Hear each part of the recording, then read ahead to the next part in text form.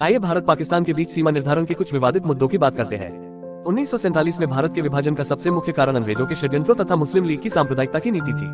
British सरकार काफी समय से कांग्रेस को एक हिंदू संस्था का नाम देकर मुस्लिम लीग को भड़का रही थी। ब्रिटिश सरकार के द्वारा पारित किए गए सभी एक्ट सांप्रदायिकता पर आधारित रहे थे। भारत में भिन्न धर्मों का एक साथ होना हमारी एकता का प्रतीक है।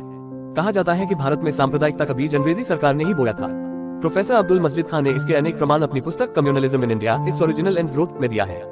आज के इस लेख में हम सन 1947 के भारत विभाजन के मुख्य कारण जानेंगे।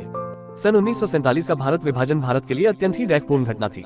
सदियों तक साथ साथ रहने के बाद भी हिंदू और मुसलमान अपने धार्मिक मतभेदों को मिटा न सके। अंग्रेजी शासन ने इस सांप्रदायिकता की भावना को निरंतर प्रोत्साहन दिया। अंग्रेजों ने फुट डालो और शासन करो की नीति को अपनाया। अंग्रेजों ने मुसलमानों की सहानुभूति प्राप्त करने के लिए हिंदू और मुसलमानों में अंतर करना प्रारंभ कर दिया, जैसे कि मुसलमानों को सुरक्षा प्रदान करना, हिंदुओं की राष्ट्रीयता की भावना के विरुद्ध उन्हें प्रयोग में लाने का प्रयत्न करना। इसे आप अंग्रेजों की विभाजनकारी नीति भी कह सकते हैं। भारत विभाजन के मुख्य कारण इस प्रकार है। 1. मुस्लिम लीग की स्थापना एवं मुस्लिम सांप्रदायिकता। शिमला प्रतिनिधिमंडल के समय मुस्लिम नेताओं ने एक केंद्रीय मुस्लिम सभा बनाने की सोची, जिसका उद्देश्य केवल मुसलमानों के हित की रक्षा करना था। 30 दिसंबर 1906 को अखिल भारतीय मुस्लिम लीग का गठन हुआ। मुस्लिम लीग का उद्देश्य और दृष्टिकोण सांप्रदायिकता और हठधर्मिता का रहा। लीग का उद्देश्य विदेशी हुकूमत के प्रति राजभक्ति में वृद्धि और राष्ट्रीय आंदोलन के प्रवाह को रोकना था। सन 1910 के समाप्त होते होते मुस्लिम लीग की प्रतिक्रियावादी नीति कुछ शिथिल पड़ गई थी।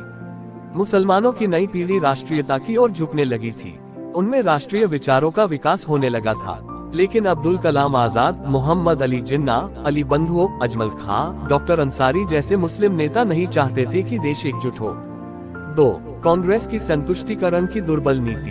भारत विभाजन और पाकिस्तान के निर्माण के लिए कांग्रेस की संतुष्टिकरण की दुर्बल नीति भी उत्तरदायी रही थी। कांग्रेस ने मुस्लिम लीग की अनुचित मांगों को भी स्वीकार कर लिया था।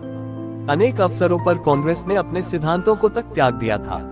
1916 का लखनऊ समझौता में की गई भूल, जिसके अंतर्गत कांग्रेस ने मुसलमानों के पृथक प्रतिनिधित्व और उनको उनकी जनसंख्या से अधिक अनुपात में व्यवस्थापिका सभाओं में सदस्य भेजने के अधिकार को स्वीकार करना था। इससे मुसलमानों को बढ़ावा मिला। 3. सांप्रदायिक हिंसा।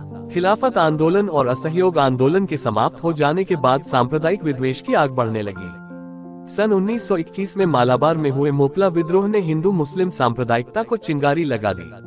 सन 1922 से लेकर 1927 तक हिंदू मुस्लिम उपद्रवों ने इतना भयावह रूप धारण कर लिया कि दोनों संप्रदाय की एकता का अंत होने लगा। मुस्लिम लीग धीरे धीरे प्रतिगामी नेतृत्व की अधीनता में चली गई और मुसलमानों के बीच हिंदू राज दिखा दिखाकर अपनी जड़ें मजबूत कर प्रारंभ कर दिया। कहने का मतलब यह है कि पहले भी मुसलमानों को हिंदुओं का डर दिखाकर बांटा जा रहा था, वो आज भी हो रहा है।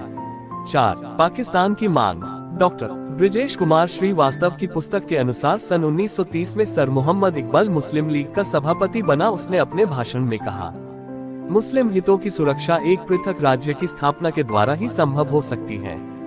इकबाल ने उन सभी मुसलमान बुद्धिजीवियों को गंभीरता से प्रभावित किया जिन्होंने पाकिस्तान बनाए जाने की मांग की।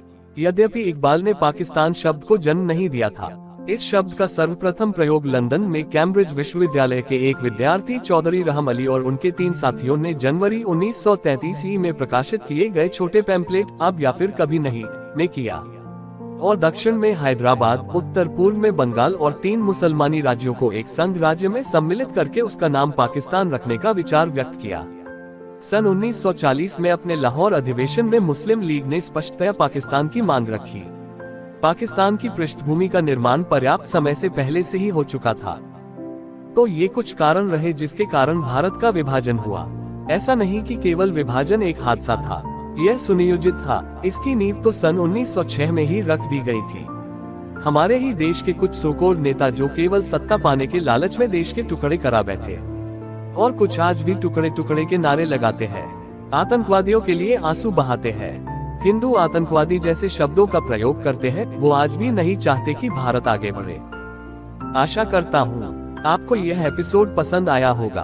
अगर आप इसी प्रकार के इतिहास की जानकारी पाना चाहते हैं तो हमारे चैनल को अभी सब्सक्राइब करें। तब तक के लिए जय हिंद।